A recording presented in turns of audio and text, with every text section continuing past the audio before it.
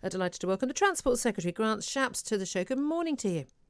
Good morning, Julia. Good morning. I mean, there's a lot to talk about in various areas of your brief and others, which I'd like to get to. But I know, first of all, you're announcing today new green number plates to be rolled out from the autumn. What will these involve? Yeah, I mean, so someone has a car which isn't emitting, pollution or CO2, an electric car typically. They'll be able to use green number plates on their car. It's just actually a strip down the side of the number plate.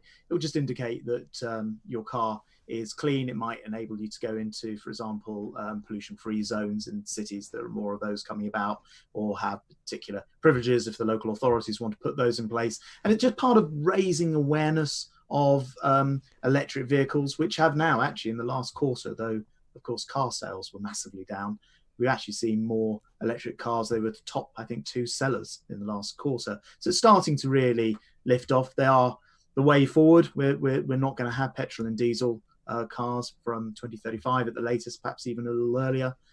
So it's important to make people aware. And also actually today, more than just green number plates, we're putting £12 million into some new funding and research for doing yet more things to do with wireless charging for electric cars, hydrogen vehicles, and many other pieces of technology as well that we're keen to. Yeah, I'm all for the investment in the new technology in any way we can make it so we can have greener cars. However, at a time when the average, and I think the cheapest electric car is £6,000 more expensive than the cheapest, the normal family car.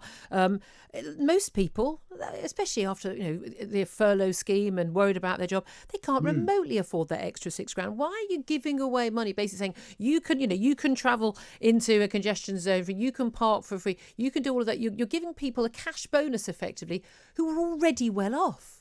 Yeah, well, the congestion zone, of course, isn't about the congestion in this case. It's about pollution. So it's about not killing people through, the health impacts of pollution. You and I have debated this before, I know, but I'm just I deep now sighing remember. quietly. Don't worry. Indeed. But nonetheless, I My think car we're doesn't all kill agreed. people, but there we are.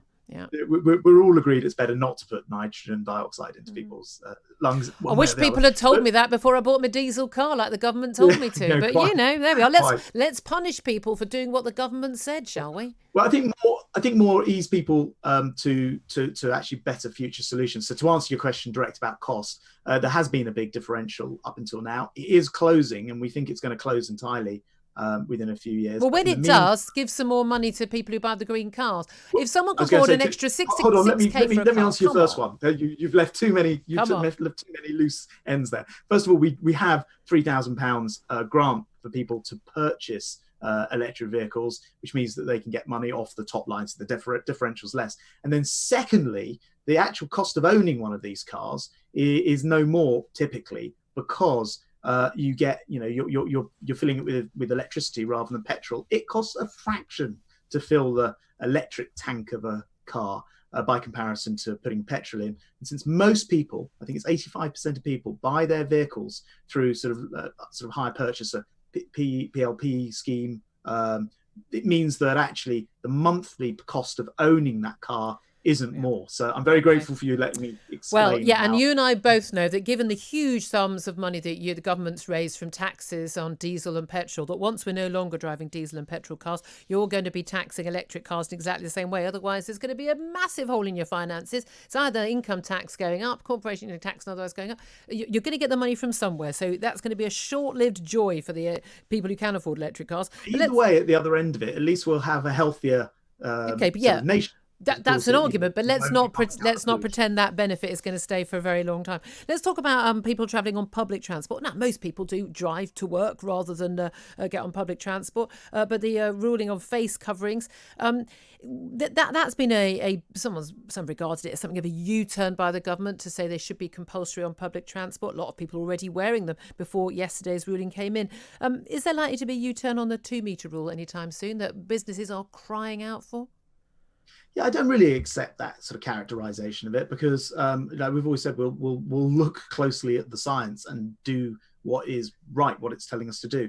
And I make no bones about it. It actually is a marginal thing, face coverings. It's not as important as, for example, social distancing at any distance, washing your hands, not touching your face. These things remain more important.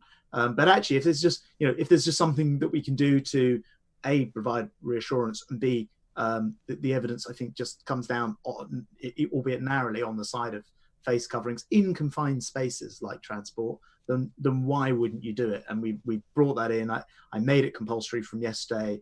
The rates of compliance have been phenomenal and really impressive, and people have kind of taken to it because they understand we want to do everything we possibly can to defeat this thing. And look, if we do move from 2 meters, again, that's because it will be the right moment to do it. And although clearly the further you are apart, the less chance there is of spreading this disease, which is why 2/1 meter might be better.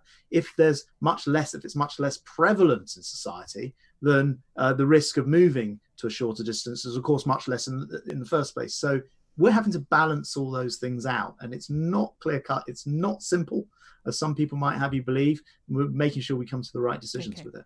There's lots of concern from people who've been otherwise very supportive of this government in terms of the handling of the pandemic and understanding the extraordinary pressures dealing with a virus that we knew so little about in the early weeks and months.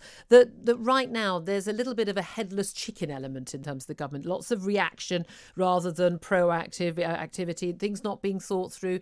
Schools weren't given their advice on how they could go back quickly. Things are changing all the time. Retailers getting conflicting advice. Other businesses, the 2-metre rule, the face coverings, and that actually people aren't getting a very clear message from the government right now. Has the government sort of lost its way? Do you have a thought through plan for how to get us out of this lockdown and get us back to work and back to school and back out of our homes? Yes, we do. And I don't accept that as a kind of characterization of it at all, actually, Julia. I mean, no one sensible listening to this is going to think this is anything other than extremely complicated crisis to handle, but the government's taking the right approach of being led by the scientific evidence, and it is not a clear cut, often not clear cut. I mean, we just talked about the 2 meter versus 1 meter and all the playoffs involved in this.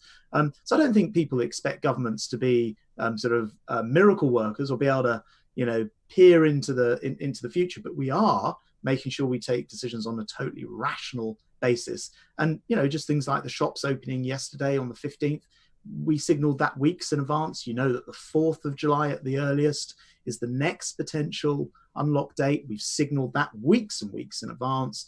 So I mean, we're trying to make this as straightforward as it possibly is, but I think everyone accepts there's a degree of uncertainty when you're dealing with a virus. And I think everyone does accept that, absolutely. But again, I think there is a growing concern from people who have been very supportive that perhaps the grip is not quite as tight as it should be. Let me ask you about what Marcus Rashford, the England footballer, has had to say. He himself grew up on free school meals. He wants those vouchers, which children have been getting £15 a week throughout the lockdown period and during the May half-term holiday, to continue during the summer holidays for those 6 weeks. It was £15 a week, as I say, £120 million cost.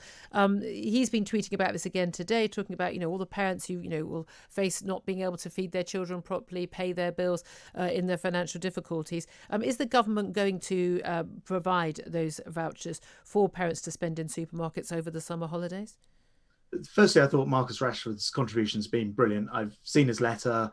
I've been watching his Twitter feed on the subject, and he's absolutely right. We've got to look after these kids who have been on free school meals. Free school meals don't usually operate over the summer, of course, and that's why in this particular occasion we've made an extra £63 million available to ensure that local authorities can help parents with food and basic essentials for children in those categories. So we've already stepped in and acted on it, and he's absolutely right to highlight it. But there's more wraparound support there than we've ever had in place. So is that a yes or a no?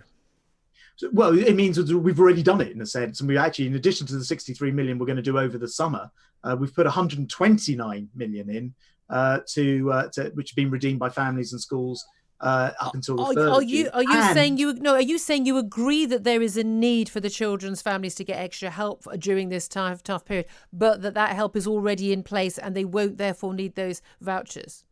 I was going to say we've also had, let's not forget, for the same families, often 20 billion pounds of furlough support. Another 8.9 billion for self-employed people. Sorry, 7.5 billion for self-employed, 2.6 million self-employed people. So it's not that that's the only support. This is an addition to those billions. I'm talking about now there's 63 million, the 129 million. So there's a huge amount of money going to support. And I think most people would say that this government has not been slow at coming forward with support for families, for school children.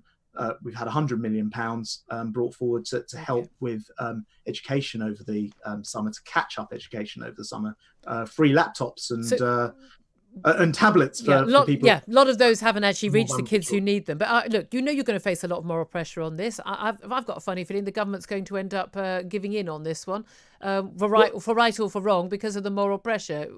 Might just make it easier on yourselves and just give in now.